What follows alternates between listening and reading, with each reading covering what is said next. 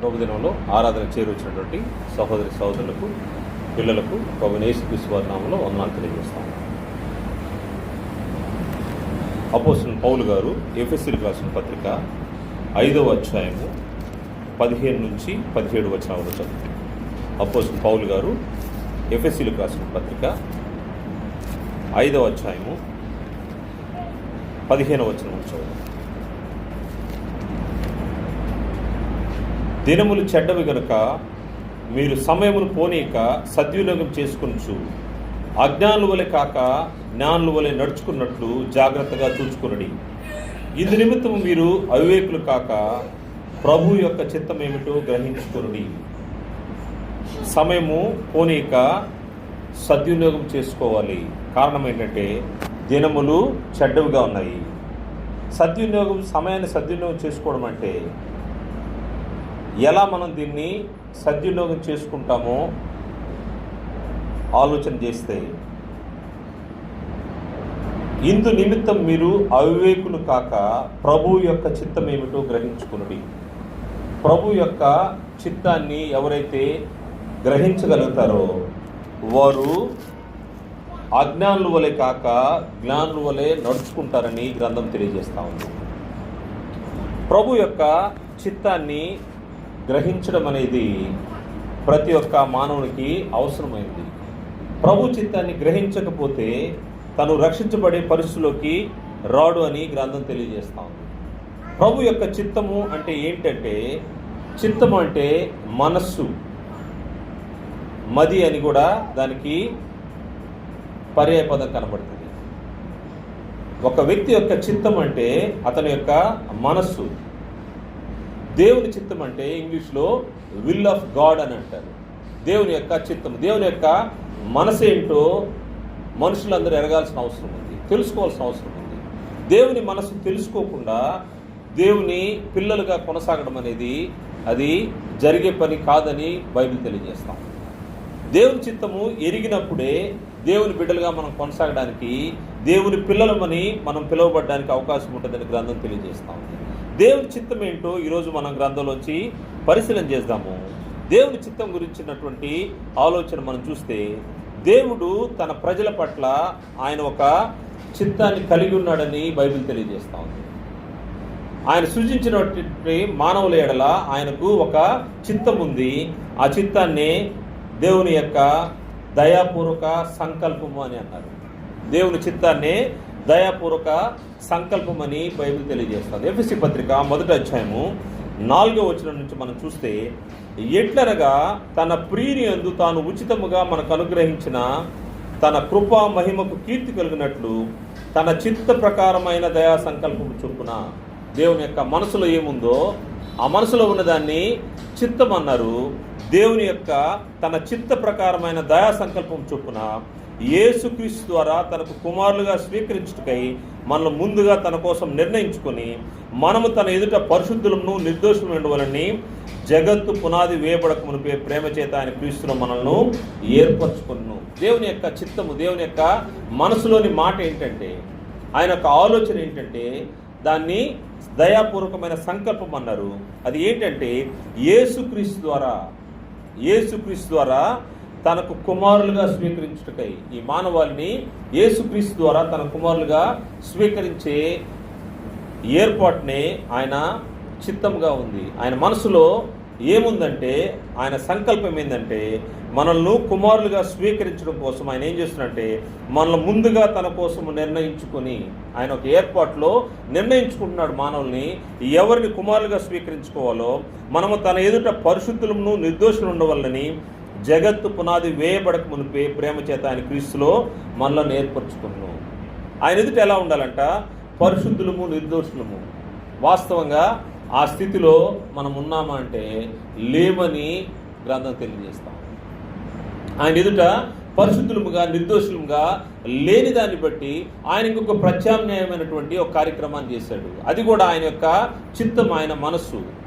ఆయన దయాపూర్వకమైనటువంటి సంకల్పంలో మనం పరిశుద్ధులుగా ఉండడానికి, ఆయన కుమారులుగా మనము తీర్చబడడానికి ఆయన చేసినటువంటి సంకల్పం ఏంటంటే, 7వ వచనం ఉండేది, దేవుని కృపా మహదేశ్వరుని బట్టి ఆ ప్రియుని యందు ఆయన రక్తం వల్ల మనకు విమోచనము, అనగా మన అపరాధములకు క్షమాపణ మనకు కలిగి ఉన్నది. దేవుని యొక్క ఏర్పాటు, సంకల్పం ఏంటంటే, మనము పరిశుద్ధులుగా లేవు, మనము నిర్దోషులుగా లేము కాబట్టి మన పైన ఉన్నటువంటి పాపాలని తీసివేయడం కోసము క్రీస్తు ప్రభువారిని బలిగా ఇచ్చినట్టు ఆ ప్రియుని యందు ఆయన రక్తం వల్ల మనకు విమోచనము, క్రీస్తు ప్రభువారి యొక్క రక్తం వలన మనకు విమోచన కలుగజేసి ఆయన మనను పరిశుద్ధులుగాను తన ఎదుట నిర్దోషులుగా నిలబెట్టుకునే ఏర్పాటు చేసినాడు. దాన్నే దయాపూర్వక సంకల్పం అన్నాడు. దేవుని యొక్క చిత్తం మానవాళి పట్ల ఉంది. దేవుని చిత్తాన్ని జరిగించడం కోసము ఆయన ఆలోచనలు కలిగి ఉన్నాడు. దాని తర్వాత కింద వచ్చాను చూస్తే, దీని కొరకు ఆయన ఏర్పాటు ఎలా ఉందో చూస్తే, కాలము సంపూర్ణమైనప్పుడు జరగవలసిన ఏర్పాటును బట్టి ఆయన తన దయా సంకల్పం చొప్పున తన చిత్తమును కూర్చిన మర్మమును మనకు తెలియజేసి, వాస్తవంగా ఈ యొక్క దయాపూర్వకమైన సంకల్పము లేకపోతే దేవుని చిత్తము ఎవరిదంటే అది పూర్తిగా దేవునిదే. దేవుడే దీన్ని ఏర్పాటు చేశాడు, దేవుడే దీన్ని ఆలోచన చేశాడు. ఆయన హృదయంలో ఉన్నదాన్ని తను బయలుపరుస్తూ ఉన్నాడు. వాస్తవంగా కొంతకాలం అయితే అది మర్మంగా ఉండింది, ఇప్పుడైతే అది బయలుపరచబడుతూ ఉంది. ఆయన కృపా మహిదైశ్వరుని బట్టి ఎలా ఉండిందో మనం చూస్తే, కాలం సంపూర్ణమైనప్పుడు జరగవలసిన ఏర్పాటును బట్టి ఆయన తన దయా సంకల్పం చొప్పున తన చిత్తమును కూర్చిన మర్మమును మనకు తెలియజేసి మనకు సంపూర్ణమైన జ్ఞాన వివేచన కలుగుటకు ఆ కృపను మన ఎడల విస్తరింపజేసెను. ఈ సంకల్పం బట్టి ఆయన పరలోకంలో ఉన్నవే గాని భూమి మీద ఉన్నవే గాని సమస్తమును క్రీస్తునందు ఏకముగా సమకూర్చవలనని తనలో తాను నిర్ణయించుకును. దేవుని చిత్తము ఇంక వేరే వ్యక్తి ఎవరి ప్రమేయం దీంట్లో లేదని స్పష్టంగా తెలియజేయబడతా ఉంది. ఎవరి ప్రమేయం లేదంట. దేవుని చిత్తం అంటే ఇది దేవుడు మాత్రమే తనలో తాను నిర్ణయించుకున్నటువంటి దయాపూర్వక సంకల్పము, మానవుని యొక్క విమోచన కొరకని గ్రంథం తెలియజేస్తూ ఉంది. దేవుడు తన ప్రజల పట్ల ఒక చిత్తాన్ని చూపిస్తూ ఉన్నాడు. అదేంటంటే మానవుల్ని విమోచించడము అనేది ఆయన యొక్క దయాపూర్వక సంకల్పమైనట్టుగా మనకు గ్రంథంలో కనబడతా ఉంది. ఆయన ఏమని ఆలోచన చేశాడంటే మనల్ని కుమారులుగా స్వీకరించడం అనేది దేవుని యొక్క దయాపూర్వకమైనటువంటి సంకల్పంగా ఉంది. క్రీస్తు ప్రభువు భూమి మీద ఉన్న దినాల్లో చెప్పిన మాట యోహాను సువార్త 1వ అధ్యాయము 12వ వచనం చూస్తే, యోహాను సువార్త 1వ అధ్యాయం 12వ వచనంలో, తన్ను ఎందరు అంగీకరించిరో వారికందరికీ, అనగా తన నామమందు విశ్వాసం ఉంచిన వారికి దేవుని పిల్లలగుటకు ఆయన అధికారము అనుగ్రహించును. దేవుని పిల్లలగుటకు క్రీస్తు యేసు ద్వారా మన కుమారులుగా స్వీకరించడం అనేది దేవుని యొక్క చిత్తమైంది. దానికోసము దేవుడు ఎవరైతే తన్ను అంగీకరిస్తారో వారందరికీ అనగా తన నామమందు విశ్వాసం ఉంచిన వారికి దేవుని పిల్లలగుటకు, దేవుని పిల్లలుగా చేయాలనేది దేవుని యొక్క సంకల్పమైంది. దాన్ని విశ్వసించిన వారికి మాత్రమే. లోకంలో అనేక మంది ఉన్నారు, కాకపోతే అందరూ దేవుని పిల్లలు అవుతారా అంటే కాదు. ఎవరైతే విశ్వసిస్తారో వారు మాత్రమే. ఈరోజు లోకంలో ఎంతో మంది ఉన్నారు. ఎంత జనాభా ఉందో మనము ఆలోచన చేస్తే వారందరికీ వారందరూ దేవుని పిల్ల అయ్యేదానికి అవకాశం లేదని బైబిల్ తెలియజేస్తాం. ఎందుకోసమంటే ఎవరైతే అంగీకరిస్తారో, తన్ను ఎందరు అంగీకరించారో వారికి అందరికి, అనగా తన నామమందు విశ్వాసం ఉంచిన వారికి దేవుని పిల్లలకు ఆయన అధికారం అనుగ్రహించాడు. ఇది దేవుడు యొక్క దయాపూర్వకమైనటువంటి సంకల్పంగా ఉంది.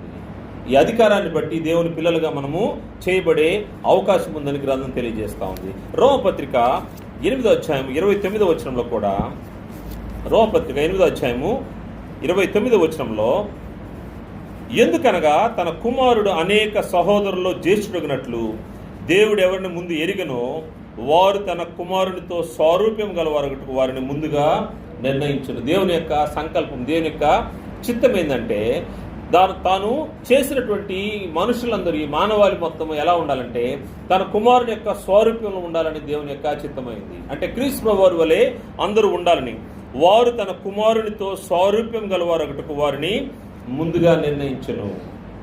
మరియు ఎవరిని ముందుగా నిర్ణయించిన వారిని పిలిచిన, ఎవరిని పిలిచినో వారిని నీతిమంతులుగా తీర్చను, ఎవరిని నీతిమంతులుగా తీర్చినో వారిని మహిమపరచను. దేవుని కుమారులుగా ఆయన యొక్క కుమారుని యొక్క క్రీస్తు ప్రభువు యొక్క స్వరూపంలోకి మనం మలచబడ్డానికి దేవుడు సంకల్పించాడంట. ఆయన స్వారూప్యం గలవారొకటుకు ఆయన ముందుగా నిర్ణయించాడు. ఆ నిర్ణయమే దేవుని యొక్క చిత్తము లేకపోతే దేవుని యొక్క సంకల్పమైందనే విషయాన్ని మనము గ్రహించాల్సిన అవసరం ఉంది.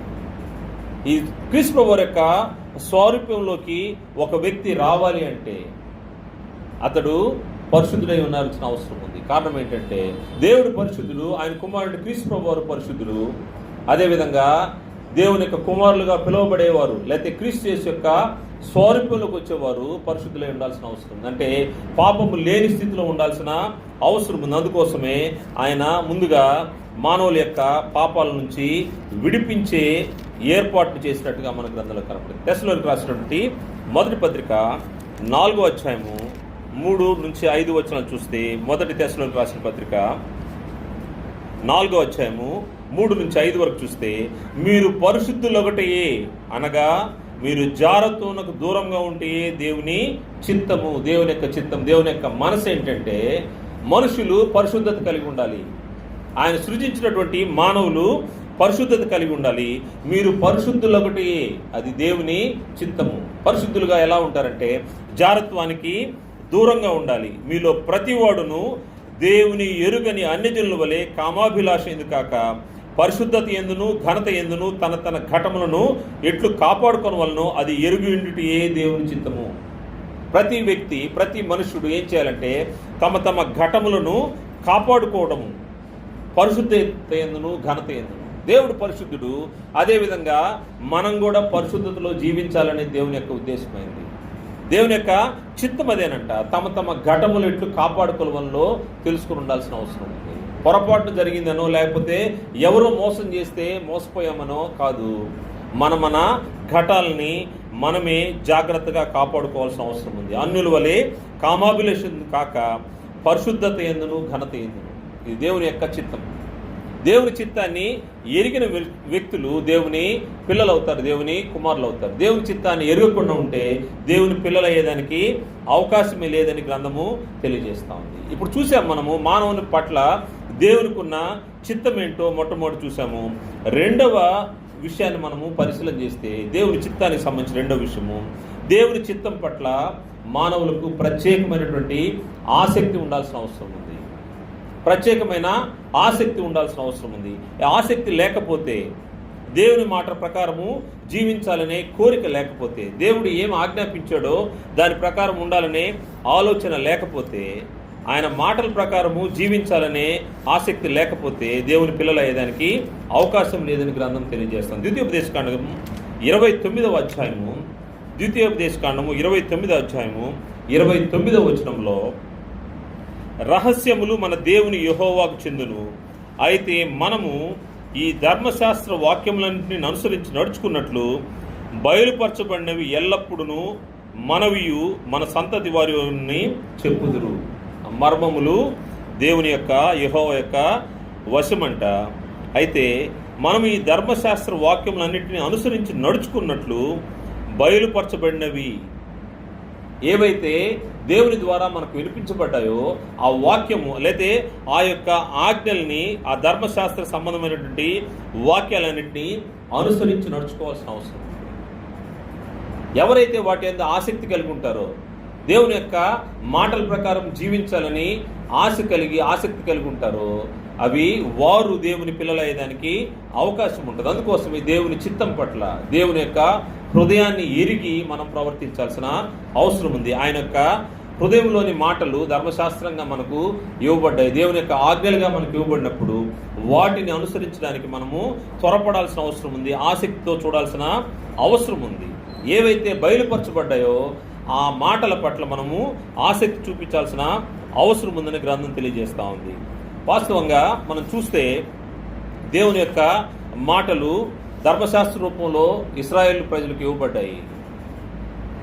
వాటి యందు వారు సరైన విధానంలో జీవించిన దాన్ని బట్టి, వారు మార్గంలో తప్పిన దాన్ని బట్టి దేవుడు మన రక్షకుడైనటువంటి క్రీస్తు ప్రభు వారిని ఈ భూమి మీదకి పంపించాల్సిన అవసరం వచ్చింది.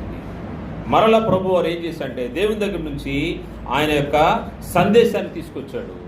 దాన్నే సువార్తగా అపోస్తుల ద్వారా మనకు వినిపింపజేశాడు. ఎప్పుడైతే సువార్త బయలుపడుతుందో, సువార్త వెలువడుతుందో, వెలువడినప్పుడు సువార్తకు మనము లోబడాల్సిన అవసరం ఉందని గ్రంథం తెలియజేస్తాను. అపోస్తలుల కార్య గ్రంథము 9వ అధ్యాయము 5-6 వచనాలు చూస్తే, అపోస్తలుల కార్య గ్రంథము 9వ అధ్యాయము 5-6 వచనాల్లో చూస్తే ఈ యొక్క సందర్భం ఏంటంటే, సౌలు తన శిష్యులను వెంట పెట్టుకొని తన యొక్క ప్రభు యొక్క శిష్యులను బెదిరించడానికి, హత్య చేయడానికి దమస్కుకు ప్రయాణమై వెళ్తున్న సమయంలో ప్రభువారు పౌలుని అడ్డగించి మాట్లాడుతున్నమాట. ఎప్పుడైతే 4వ వచనం చూసి, అప్పుడు అతడు నేల మీద పడి, సౌలా సౌలా, నీ వేళ నన్ను హింసించున్నావని తనతో ఒక స్వరము పలుకుట వినెను. ప్రభువా, నీవెవడవని అతడు అడుగు. ఆయన, నేను నీవు హింసించుచున్న యేసును. ఎప్పుడైతే ప్రభువారు తనను తాను పరిచయం చేసుకున్నాడు, నువ్వు నన్ను హింసిస్తున్నావు, నీవు హింసిస్తున్న యేసును అని చెప్పగానే ప్రభువారు చెప్తున్నమాట, లేచి పట్టణములకు వెళ్ళుము, అక్కడ నీవు ఏమి చేయవలనో అది నీకు తెలుపబడినని చెప్పాను. ఏమి చేయవలనో తెలుపబడుతుంది. సువార్తలో మానవులు ఏమి చేయాలో అవి తెలుపబడతా ఉంటాయి. దేవుని యొక్క వర్తమానము మనకు గ్రంథస్థంలో ఉంది. ఈ గ్రంథం రూపంలో దేవుడు సువార్తనిచ్చాడు.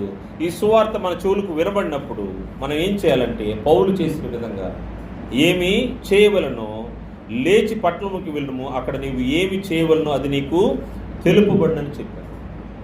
పౌలు ఇంకా మారు మాట్లాడలేదు. ఏమి చేయాలో, ఏ సువార్త తనకు అందించబడిందో దాని ప్రకారంగా తన జీవితాన్ని మార్చుకొని దేవుని కొరకు పనిచేస్తూ ఉన్నాడు. ఎప్పుడైతే వినబడిందో, ఇది పౌలుకు మాత్రమే కాదు, పెంతెకోస్తు దినాన కూడా అక్కడ చేరినటువంటి భక్తి గల యూదులందరూ కూడా ఇదే ఒక మాట వినబడినట్టుగా మన గ్రంథంలో కనబడుతుంది. అపోస్తలుల గ్రంథము 2వ అధ్యాయం 37వ వచనం చూస్తే, వారు ఈ మాట విని, ఏ మాట విన్నారంటే, మీరు సిలువ వేసిన యేసునే దేవుడు ప్రభువుగాను క్రీస్తుగా నియమించను, ఇది ఇశ్రాయేలు వంశమంతా రూఢిగా తెలుసుకుని వాళ్ళు చెప్పాను. వారు ఈ మాట విని హృదయంలో నొచ్చుకొని, సహోదరులారా, మేమేమి చేతుమని పేతురును కడమ పోస్తున్నాడుగా. సువార్త వినబడిన వెంటనే ఏం చేయాలంటే, సువార్త ఏం చెప్తుందో దాని ప్రకారము చేయడానికి సిద్ధపడాల్సిన అవసరం ఉంది. సువార్త అంటే అది దేవుని చిత్తము, దేవుని మనస్సు, దేవుని యొక్క సంకల్పంలో దేవుడు ఏ విధంగా మనల్ని ఉండాలని ఆలోచన చేశాడో అదే విధంగా మనము బ్రతకాల్సిన అవసరం ఉంది. దాని ప్రకారం మనము జరిగించాల్సిన అవసరం ఉంది. వాళ్ళు ఎప్పుడైతే అడిగారో వాళ్ళు చెప్తా ఉన్నారు, పేతురు, మీరు మారు మనసు పొంది పాప క్షమాపణ నిమిత్తం ప్రతివాడును యేసుక్రీస్తు నామమున బాప్తిసం పొందుడి, అప్పుడు మీరు పరిశుద్ధాత్మను వరం పొందుదురు. ఈ వాగ్దానం మీకును మీ పిల్లలకును దూరస్తులందరికీ, అనగా ప్రభు అయిన మన దేవుడు తన యొద్దకు పిలిచిన వారికి అందరికీ చెందిన వారితో చెప్పాను. ఇంకను అనేక విధములైన మాటలతో సాక్ష్యం ఇచ్చి, మీరు మూర్ఖులకు ఈ తరం వారికి వేరే రక్షణ పొందునని వారిని హెచ్చరించెను. కాబట్టి అతని వాక్యం అంగీకరించిన వారు బాప్తిసం పొందిరి. ఆ దినముందు ఇంచుమించు 3000 మంది చేర్చబడిరి. ఎప్పుడైతే ఏది చేయమని చెప్పారో దేవుడు, చెప్పిన దాన్ని అంగీకరించి చేయడమే. దేవుని చిత్తం పట్ల ఆసక్తి కలిగిన ప్రజలు ఎలా ఉంటారంటే, దేవుని చిత్తాన్ని జరిగించడానికి ఆసక్తి చూపిస్తూ ఉంటారు. ఆ యూదులకు వినబడిన వెంటనే వారి హృదయాల్లో నొచ్చుకొని, సహోదరులారా, మేమేమి చేద్దామని పేతురును కడమ పోస్తుని అడిగారు. వాస్తవాలు మన చెవులకు వినబడి మన హృదయానికి గోచరించినప్పుడు మనం ఏం చేయాలంటే, వెంటనే వాట్ నెక్స్ట్ అని మనము అడగాల్సిన అవసరం ఉంది. తరువాత మేము ఏం చేయాలి, ఏది వినబడిందో వినబడిన దానికి లోబడి దాని ప్రకారంగా జీవించాల్సిన అవసరం ఉంది. దాని ప్రకారంగా జీవించిన వారు, దాని ప్రకారంగా ఆలోచన కలిగిన వారు పౌలు గారిని చూసాం. అదేవిధంగా పెంతెకోస్తు దినాన ఆడ భక్తి గల యూదులు ఏ విధంగా మారు మనసు పొందారు చూసాం. అదే కాదు, దాని తర్వాత అనేక స్థలాల్లో దేవుని యొక్క సువార్త వినబడినప్పుడు అన్యులు కూడా దేవుని యొక్క వాక్యాన్ని విని, సువార్తను విని రక్షించబడ్డారు. దేవుని చిత్తం పట్ల ఆసక్తి కలిగిన వారు ఈ విధంగా ముందుకు వచ్చేదానికి అవకాశం ఉంది. దేవుని చిత్తం పట్ల ఆసక్తి ఉండాల్సిన అవసరం ఉందని గ్రంథం తెలియజేస్తూ ఉంది.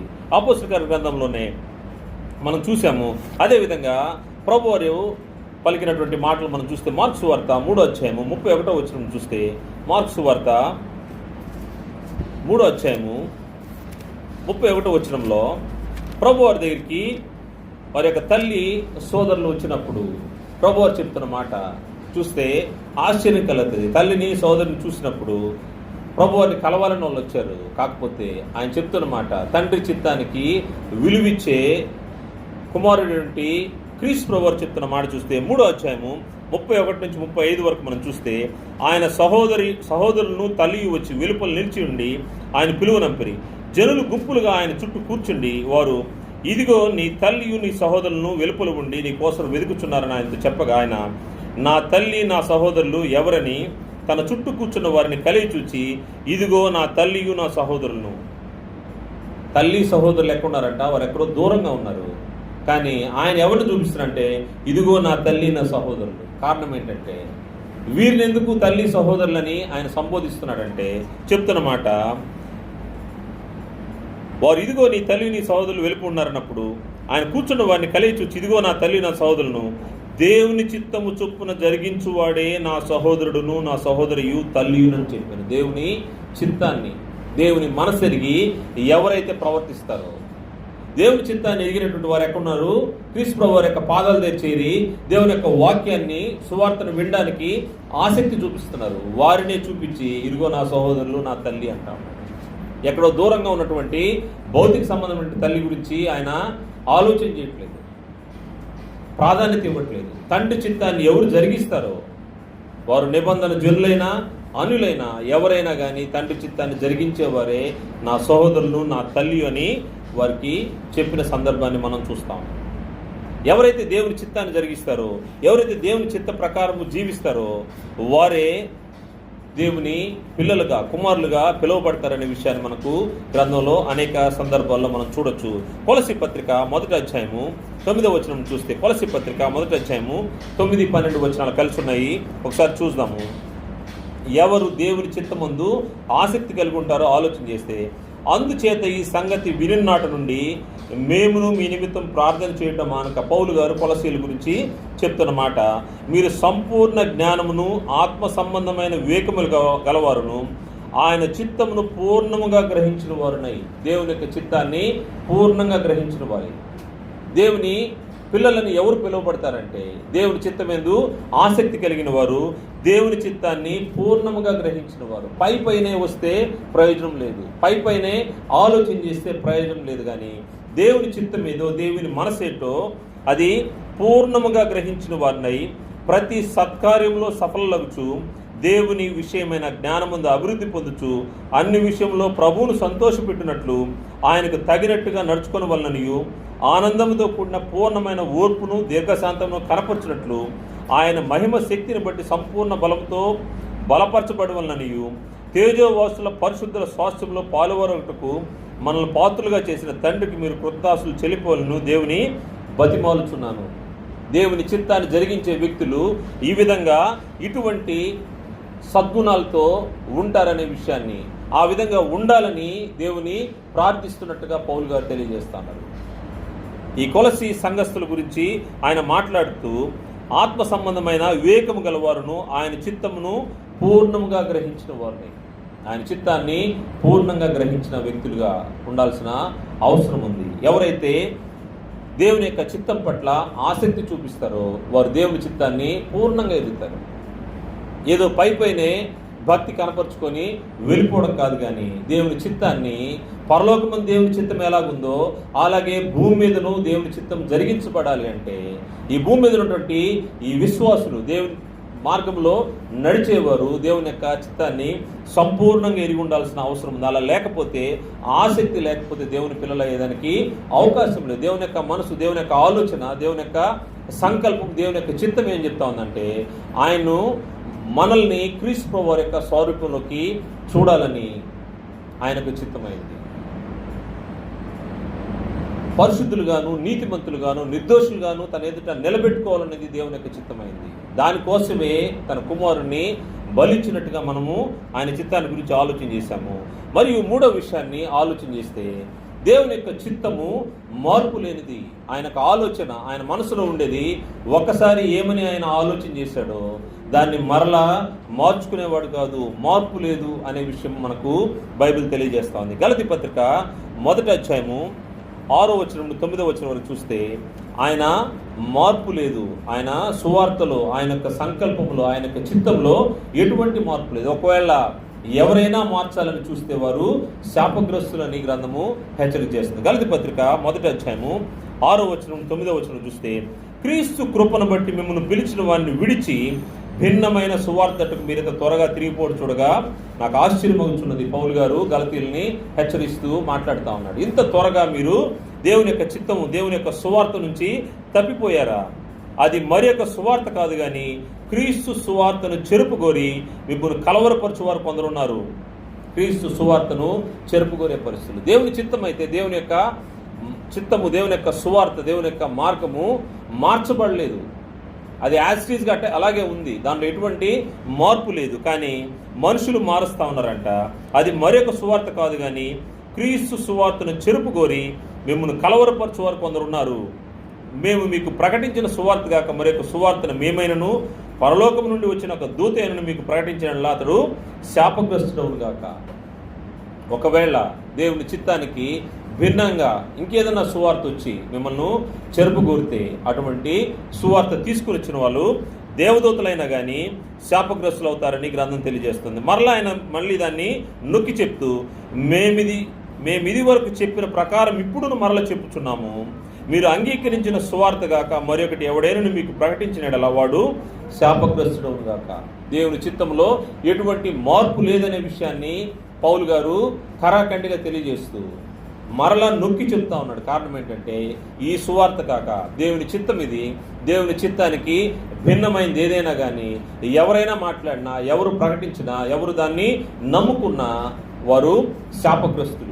దేవుని చిత్తాన్ని ఎరిగి ప్రవర్తించాల్సిన అవసరం ఉంది. అలా కాని పక్షంలో వారు శాపగ్రస్తులు అవుతారని గ్రంథము హెచ్చరిక చేస్తుంది. ప్రకటన గ్రంథము 22వ అధ్యాయంలో కూడా ఈ మాట మనకు కనబడుతుంది. 22వ అధ్యాయము 18వ వచనం చూస్తే, ఈ గ్రంథమందున్న ప్రవచన వాక్యమును విను ప్రతి వానికి నేను సాక్ష్యం ఇచ్చినదేమనగా, ఎవడైనను వీటితో మరి ఏదైనా కలిపిన ఎడల ఈ గ్రంథంలో వ్రాయబడిన తెగుళ్ళు దేవుడు వానికి కలుగజేయును. ఎవడైనను ఈ ప్రవచన గ్రంథంలో ఉన్న వాక్యంలో ఏదైనా తీసివేసిన ఎడల దేవుడి గ్రంథంలో వ్రాయబడిన జీవవృక్షంలోను పరిశుద్ధ పట్టణంలోను వారికి పాలు లేకుండా చేయను. ఏదైనా దేవుని చిత్తానికి మార్పులు చేర్పులు చేయాలనే ప్రయత్నము మానవ రీతిగా జరిగి అనేక మంది ఆ దారి నుంచి తప్పిపోయిన అంటున్నారు. వారందరూ శాపగ్రస్తులంట. వారికి ఏం జరుగుతుందంటే, దేవుడు వారికి తెగులను కలుగు చేస్తానని, అదేవిధంగా జీవవృక్షములోను పరిశుద్ధ పట్టణంలోని వారికి పాలు ఉండదని తెలియజేస్తా ఉన్నాడు. జీవవృక్షంలో పాలు ఉండదు, పరిశుద్ధ పట్టణంలో పాలు లేని పరిస్థితి ఉంటుందని గ్రంథం తెలియజేస్తా ఉంది. దేవుని యొక్క చిత్తాన్ని మార్చాలనే ఆలోచన ఎవరైనా భౌతికంగా ఆలోచన చేస్తుంది. దేవుని పేరు పెట్టుకుని వచ్చిన దేవదూత అయినా కానీ ఆలోచన చేస్తే అతడు శాపగ్రస్తుడని గ్రంథం హెచ్చరిక చేస్తాం. 4 విషయాన్ని చూస్తే, దేవుని చిత్తానికి సంబంధించినటువంటి విషయాల్లో దేవుని చిత్తాన్ని ఎల్లప్పుడూ గుర్తుంచుకోవాలి. దేవుని ప్రజలు ఎల్లప్పుడూ గుర్తుంచుకోవాలి. దేవుని చిత్తాన్ని మర్చిపోకూడదు. దేవుని చిత్తం నువ్వు మరిచావంటే నువ్వు డైరెక్ట్గా నరకానికి వెళ్ళినట్టే, నువ్వు దేవుని యొద్ద నుంచి తొలగిపోయినట్టే అనే విషయాన్ని పేతురు గారు తెలియజేస్తారు. పేతురు రాసినటువంటి 2వ పత్రిక 3వ అధ్యాయము 1-2 వచనాలు చూస్తే, పేతురు రాసినటువంటి 2వ పత్రిక 3వ అధ్యాయం 1-2 వచనాలు చూస్తే, ప్రియులారా, ఈ 2వ పత్రిక మీకు ఇప్పుడు రాయిచున్నాను. పరిశుద్ధ ప్రవక్తల చేత పూర్వమందు పలుకుబడిన మాటలను ప్రభువైన రక్షకుడు మీ అపోస్తుల ద్వారా ఇచ్చిన ఆజ్ఞను మీరు జ్ఞాపకం చేసుకోవాలన్న విషయమును మీకు జ్ఞాపకం చేసి నిర్మలమైన మీ మనస్సులను రేపుచున్నాను. పేతురు గారు పరిశుద్ధుల యొక్క మనస్సుల్ని రేపుతా ఉన్నాడంట. ఏమి రేపుతున్నాడంటే, ఆయన మరలా జ్ఞాపకం చేస్తా ఉన్నాడు. దేవుని యొక్క చిత్తాన్ని మానవులకి జ్ఞాపకం చేస్తా ఉన్నాడు, పరిశుద్ధులకు జ్ఞాపకం చేస్తా ఉన్నాడు. అపోస్తుల ద్వారా ఇవ్వబడినట్టే ఆజ్ఞల్ని మరలా గుర్తు చేస్తా ఉన్నాడు. అలా గుర్తు చేయడము దేనికోసం అంటే, మనం దేవుని చిత్తం నుంచి తొలగించబడకుండా ఎల్లప్పుడూ మనకు దేవుని చిత్తం గుర్తుండాల్సిన అవసరం ఉంది. దేవుని చిత్త ప్రకారం మన కార్యక్రమాలు జరిగించాల్సిన అవసరం ఉందనే విషయాన్ని గుర్తు చేయడానికి మరలా ఆయన జ్ఞాపకం చేస్తున్నాడంట. పేతురు రాసినటువంటి 2వ పత్రిక 1వ అధ్యాయము 12వ వచనం చూస్తే, ఇదే పత్రికలో 1వ అధ్యాయం 12వ వచనం నుండి, కాబట్టి మీరు ఈ సంగతులను తెలుసుకొని మీరు అంగీకరించిన సత్యం ముందు స్థిరపరచబడి ఉన్నాను, వీటిని గురించి ఎల్లప్పుడూ మీకు జ్ఞాపకం చేయటకు సిద్ధంగా ఉన్నాను. మేము వచ్చి 20 సంవత్సరాలు అయింది, 30 సంవత్సరాలు అయింది, 10 సంవత్సరాలు అయింది, 5 సంవత్సరాలు అయింది, ఈ సంవత్సరాలతో సంబంధం లేదు. నువ్వు ఎప్పుడు దేవుని ఇంట్లోకి ప్రవేశించినా ఎప్పుడు ఎల్లప్పుడూ దేవుని యొక్క చిత్తము నీకు వినిపించబడతానే ఉండాలి. దాన్నే పేతురు గారు చెప్తున్నాడు, మీరు అంగీకరించిన సత్యం ముందు స్థిరపరచబడి ఉన్నను, వీటిని గురించి ఎల్లప్పుడూ మీకు జ్ఞాపకం చేయటకు సిద్ధంగా ఉన్నాను. మరియు మన ప్రభు అయిన యేసుక్రీస్తు నాకు సూచించిన ప్రకారము నా గుడారంను త్వరగా విడిచిపెట్టవలసి ఉన్నదని ఎరిగి నేను ఈ గుడారంలో ఉన్నంత కాలం ఈ సంగతులను జ్ఞాపకం చేసి మిమ్మను రేపుట న్యాయమని ఎంచుకుంటున్నాను. ఎప్పుడు వాటిని గుర్తు చేస్తూ ఎందుకు ఇన్నిసార్లు ఈయన చెప్తా ఉన్నాడు అనే ఆలోచన మనకు కలుగుతుందేమని దాన్ని గుర్తు చేస్తా ఉన్నాడు. ఇది కేవలము ఆయన బ్రతుకున్న దినాలనే కాదు, దాని తర్వాత కూడా వీటిని జాగ్రత్తగా గ్రంథస్థం చేసి పెట్టే విధంగా ఆయన మాట్లాడుతున్న మాటలు చూస్తే, నేను మృతి పొందిన తరువాత కూడా మీరు నిత్యం వీటిని జ్ఞాపకం చేసుకున్నట్లు జాగ్రత్త చేతును. వీటిని ఎప్పుడు కూడా నిత్యం జ్ఞాపకం ఉండే విధంగా జాగ్రత్త చేయాలంట. కారణం ఏంటంటే కింద వచ్చిన చెప్తున్నాడు 16, ఏలయనగా చమత్కారంగా కల్పించిన కథలను అనుసరించి మన ప్రభు అయిన యేసుక్రీస్తు యొక్క శక్తిని ఆయన రాకుండా మేము మీకు తెలుపలేదు, కానీ ఆయన మహత్యం మేము కన్నులారా చూచిన వారమైతే తెలిపితిమి. ఈయన నా ప్రియకుమారుడు నేను ఆనందించున్నాను శబ్దము మహా దివ్య మహిమ నుండి ఆయనకు వచ్చినప్పుడు తండ్రి అయిన దేవుని వలన ఘనతయు మహిమ ఆయన పొందగా మేము ఆ పరిశుద్ధ పర్వతం మీద ఆయనతో కూడా ఉండిన వారమై ఆ శబ్దం ఆకాశం నుండి రాగా వింటిమి.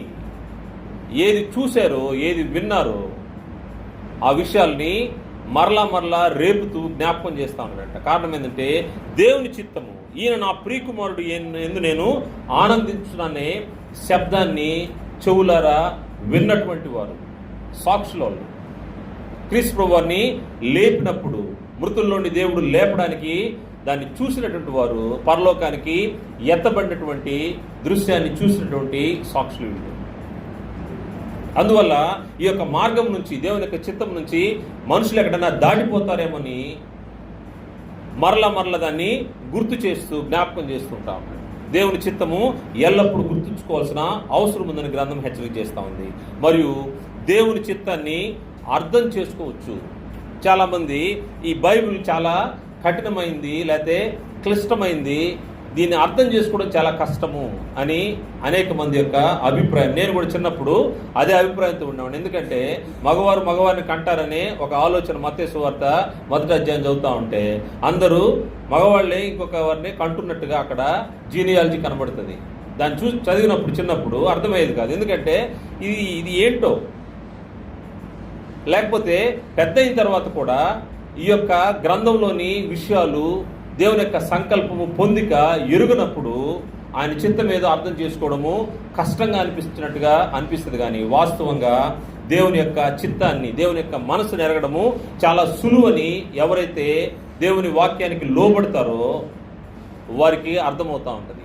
దేవుని మర్మం ఒకప్పుడైతే అది దేవుని యొక్క జ్ఞానము, దేవుని యొక్క చిత్తము ఒకప్పుడు మర్మంగా ఉండింది, కానీ ఇప్పుడైతే మనకైతే క్లియర్గా బయలుపరచబడింది. ఎటువంటి మర్మము ఇందులో లేదు. అన్నీ కూడా దేవుని చిత్తం మొత్తం తేటగా కనబడుతుందని గ్రంథము తెలియజేస్తుంది. ఎఫెసీ పత్రిక 3వ అధ్యాయంలో మనం చూస్తే అపోస్తలుడు పౌలు గారు ఎఫెసీకి రాసిన పత్రిక, ఎఫెసీ పత్రిక 3వ అధ్యాయము 3వ వచనం చూస్తే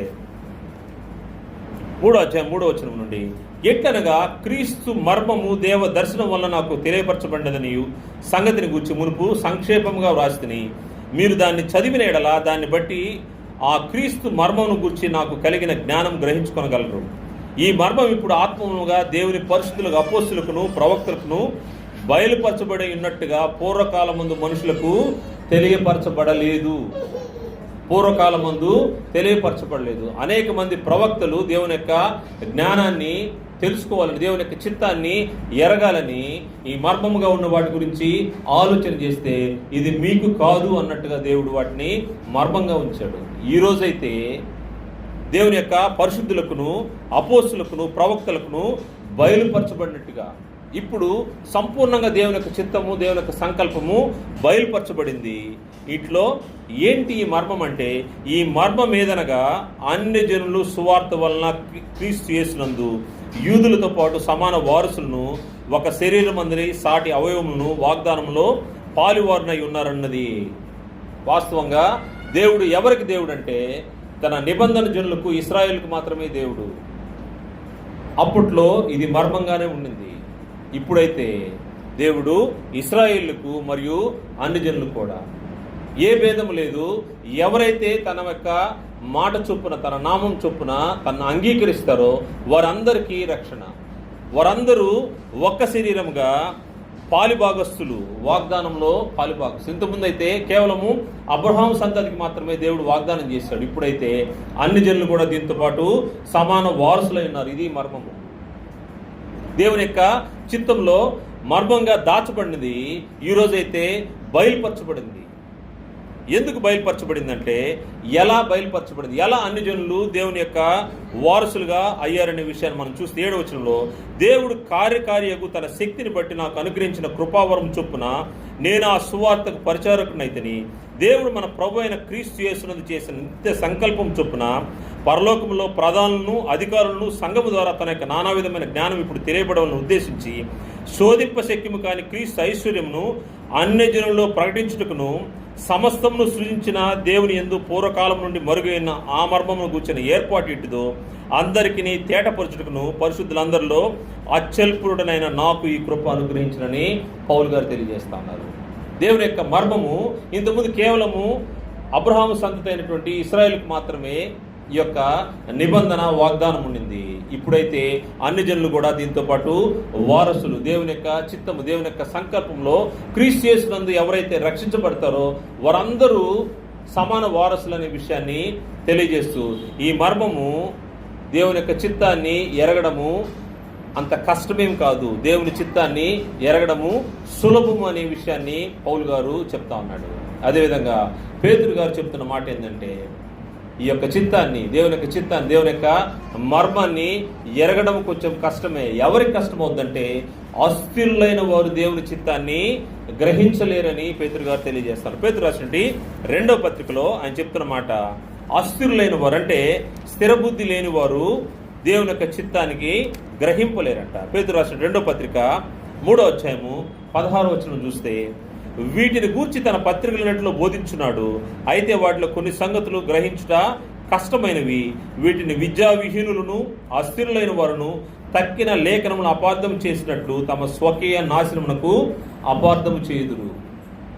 లేఖనాల్ని గ్రహించగలిగే శక్తి అస్థిరులైన వారికి లేదంట. దేవుని చిత్తాన్ని ఎరగడం అనేది అస్థిరులైన వారికి అయితే లేదు. కానీ ఎవరైతే దేవుని చిత్తం, దేవుని యొక్క క్రీస్తు ప్రభువు యొక్క రక్తంలో కొనబడతారో, దేవుని ఇంటిలో దేవుని యొక్క ఆజ్ఞల ప్రకారము లోబడి నడుచుకుంటారో వారికి దేవుని చిత్తము చాలా సులువుగా ఉంది. దావీదు దేవుని హృదయానుసారుడు అన్నాడంటే ఆయన యొక్క మనసు ఎరిగిన వాడని అర్థము. దేవుని ప్రజలు దేవుని యొక్క చిత్తాన్ని, దేవుని యొక్క మనసును ఎరగాలంటే దేవుని ఆజ్ఞలకు లోబడి జీవించేవారు దేవుని యొక్క చిత్తాన్ని ఎరగడానికి అవకాశం ఉంటుందని గ్రంథము తెలియజేస్తూ ఉంది. అదేవిధంగా దేవుని యొక్క చిత్తాన్ని అర్థం చేసుకునే విషయంలో ఆయన చెప్తున్నమాట, దేవుని చిత్తాన్ని ఒక వ్యక్తి అర్థం చేసుకుంటే తను ఏ విధంగా జీవిస్తాడనే విషయాన్ని రోమపత్రిక 12వ అధ్యాయము 2వ వచనంలో తెలియజేయబడినట్టుగా మనకు కనబడుతుంది. రోమపత్రిక 12వ అధ్యాయము 2వ వచనంలో, మీరు ఈ లోక మర్యాదను అనుసరింపక ఉత్తమమును, అనుకూలమును, సంపూర్ణమైన దేవుని చిత్తం మీద పరీక్షించి తెలుసుకున్నట్లు మీ మనస్సు మారే నూతన మొగట వలన రూపాంతరం పొందుడి.